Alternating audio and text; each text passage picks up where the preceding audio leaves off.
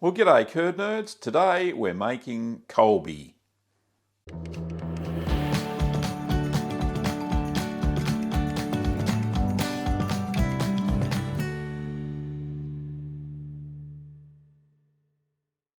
So Colby is a semi-hard cow's milk cheese that is slightly nutty and has a more yellow colour than what, say, cheddar does.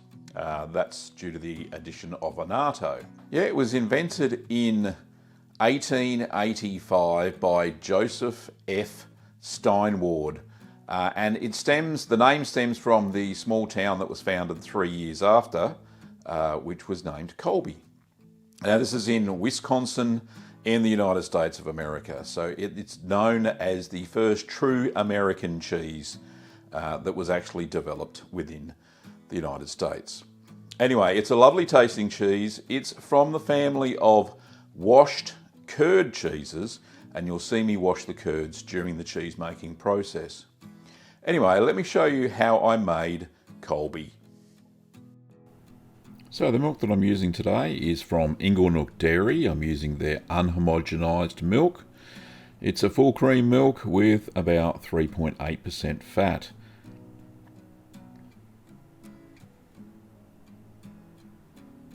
So don't forget to sanitize your equipment before you start. The ingredients for the Colby is 8 litres or 2 gallons of whole cow's milk, a quarter of a teaspoon of MA4001, or you can use MA11, an equivalent mesophilic culture, 12 drops of annatto in a quarter of a cup of non-chlorinated water, half a teaspoon or 2.5 millilitres of calcium chloride in quarter of a cup of non-chlorinated water, half a teaspoon or 2.5 mils of single strength rennet diluted in quarter of a cup of non-chlorinated water, 2 tablespoons of non-iodized cheese salt, and to finish it off, cheese wax or a vacuum packer. So don't forget to stir the cream into the milk and then clip your thermometer on and bring the milk temperature up to 31 degrees Celsius or 89 Fahrenheit. Just give that a second check with my other thermometer, and yeah, it's pretty spot on. A little bit over, but that'll cool down a little bit during the acidification process. So take all your utensils out of the milk, and we're going to add the culture. So to sprinkle that over the top of the milk. Now, if you're using a Sacco brand culture, then I would halve the culture for this. It's a very strong culture with no fillers. So pop the lid on top and allow the culture to rehydrate for 5 minutes. So after the 5 minutes, we're just going to stir in the cultures into the milk. So I'll do that for about a minute. And pop the lid back on top. I'm going to allow the milk to ripen or acidify for 60 minutes.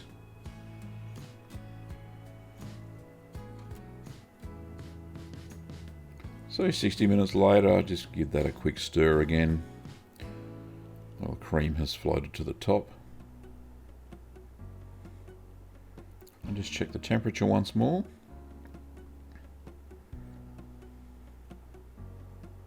It has dropped down a little bit, but that's still okay.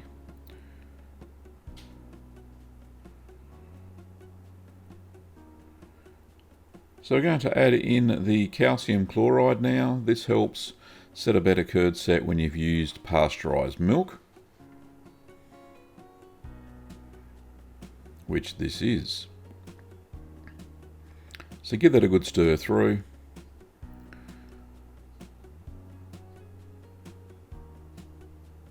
Now we're going to add in the annatto solution. Always add your annatto before your rennet. So give that a good stir through. That'll slightly change the colour. If there's any fat globules sitting on top or cream, then just scoop that off at this stage before we add the rennet. So we're going to add the rennet now. pour that in while stirring.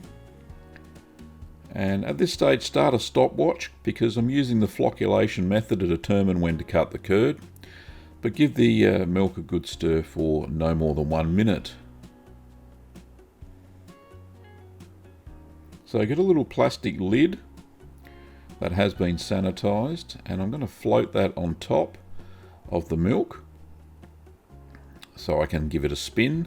That way I'll know when the casein matrix is set into started to set anyway into the curds, which is known as the flocculation point. So begin testing in about the 8-minute mark, and I test it about every 30 seconds. Just give it a little bit of a spin. If it starts to resist, then you know you've reached the flocculation point.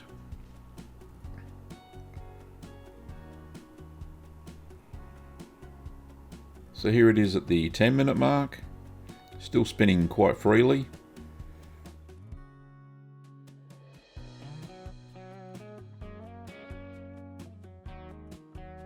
And then at 13 minutes, it's starting to get a little bit of resistance. I can still spin it just a little bit.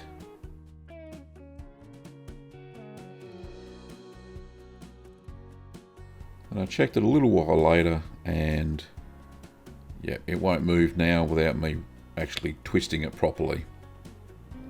So I determined that was the flocculation point, so about 13.44 minutes, or 13 minutes 44 seconds.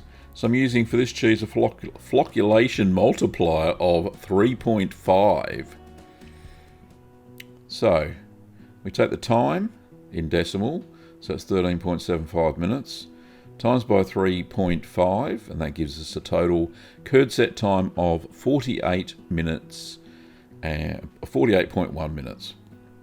Anyway, so we subtract that from the original, and we've got 35 minutes left to set the curds. So I'll just set my timer for 35 minutes. There we go.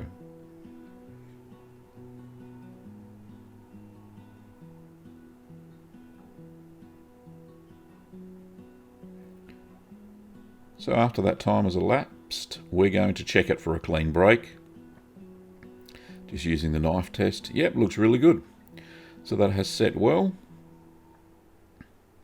Now cut your curds into 1 centimetre or 3/8 of an inch sized cubes. So I've done the horizontals there with the curd cutter. I'm doing the verticals now with my curd knife. Just trying to estimate 1 centimetre. It's pretty difficult, but yeah, as small as I can get them there. Okay, all done and all the way around. Just cover that and allow the curds to heal for 5 minutes. This helps during stirring, and it prevents fracturing of the curds into a bit of a mush. So once the curds have healed, I'm going to slowly stir them and increase the temperature to 39 degrees Celsius or 102 degrees Fahrenheit. So gently at first, just so that you don't break up the curds too much. If there are any large ones, just cut them with the side of the spoon. Remember, they're very delicate at the moment. They're still expelling lots of whey. We don't want to break them up too much. So stir for 40 minutes whilst increasing that temperature. So you just got to keep an eye on the temperature as you go along. So my starting point was about 28.3 degrees Celsius.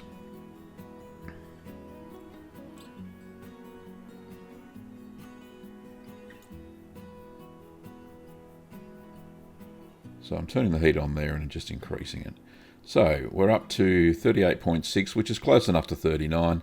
There's the size of the curds. They're about the size of a baked bean. Some are a little bit smaller, but that's okay.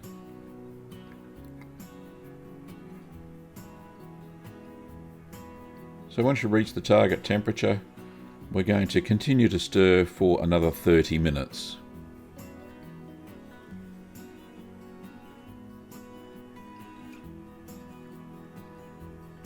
We're just trying to prevent the curds from matting, so you don't need to stir all the time, but enough to prevent them from matting. So the temperature's dropped a little bit, but that's okay.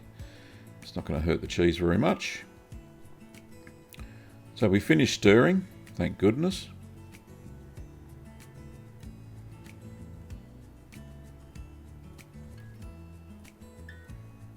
So take your spoon out, and we're going to allow the curds to settle for 5 minutes, because we're going to move on to washing the curds in a second, so we need the curds to settle to the bottom. So take the lid off, get your sanitized sieve and cup, or you can use a ladle if you like, and dip off the whey down to the level of the curds.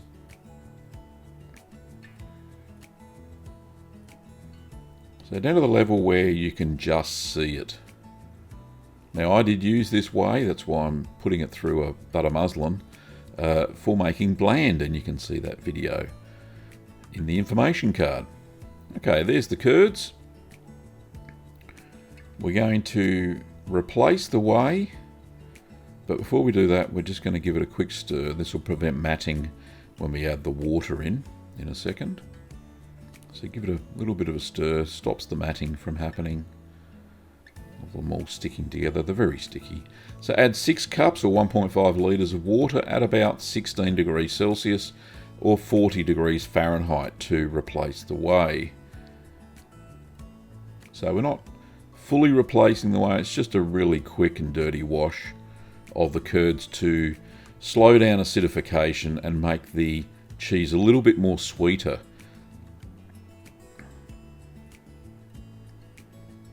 So the temperature was too high there, so I went and got another cup of water. I'm using non-chlorinated water for the washing.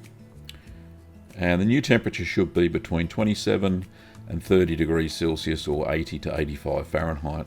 So just at the upper limit, so that's fine. It'll cool down during this washing period.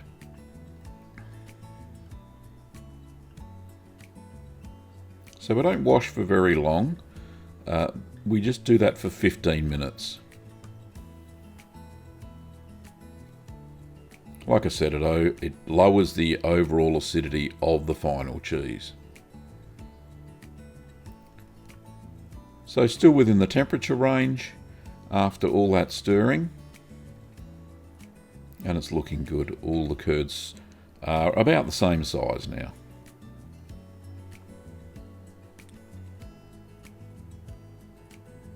So we're going to cover that and allow the curds to settle again for 5 minutes.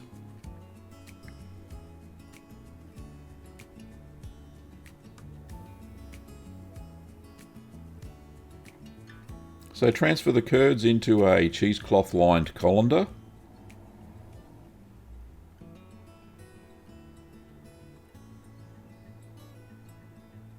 There we go, get it all out.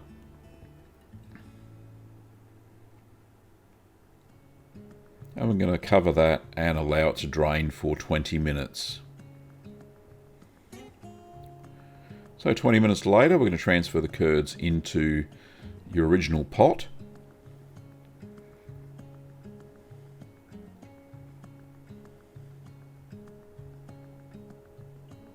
Now if that's the only cheesecloths you've got, then line your basket with the cheesecloth.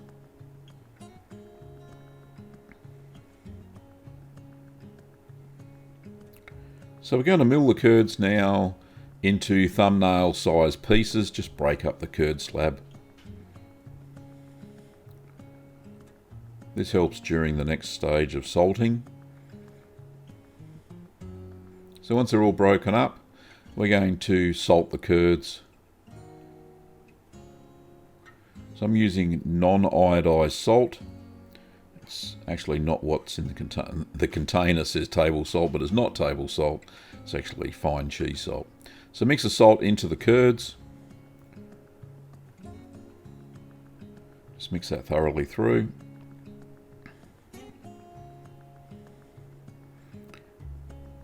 And now we're going to fill up the baskets. Now I've got 2 baskets there.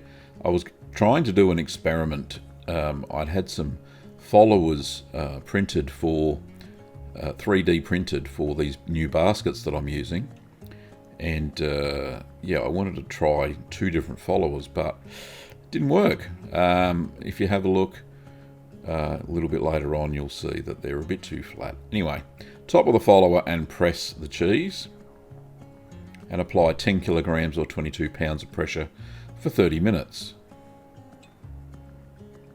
Now really it should only be in 1 basket, not 2.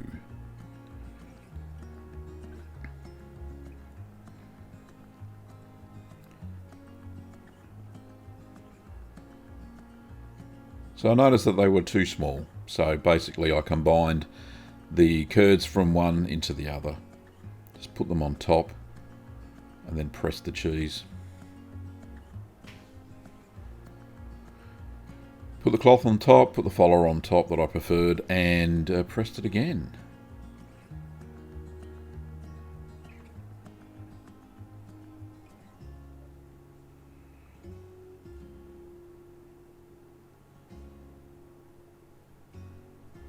So I kind of started the process all over again.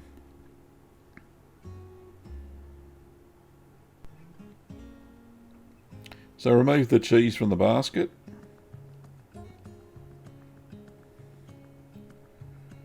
Take it out of the cloth, a little bit crumbly there, you can see. So turn it over, redress it, pop it back in the basket again and apply 10 kilograms or 22 pounds of pressure for 30 minutes.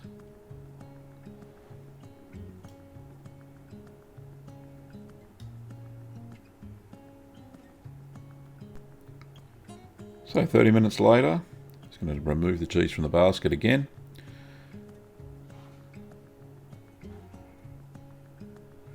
Take it out of the basket, turn the cheese over, it's looking a lot better now, and then redress it. And we're going to apply 18 kilograms or 40 pounds of pressure for 1 hour.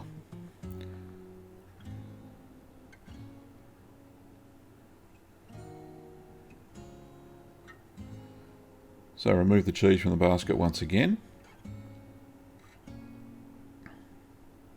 Imagine if I didn't combine the 2 cheeses together. It would have been a fairly flat cheese. Anyway, take it out of the cloth, turn it over. It's looking really good now. The rind has formed.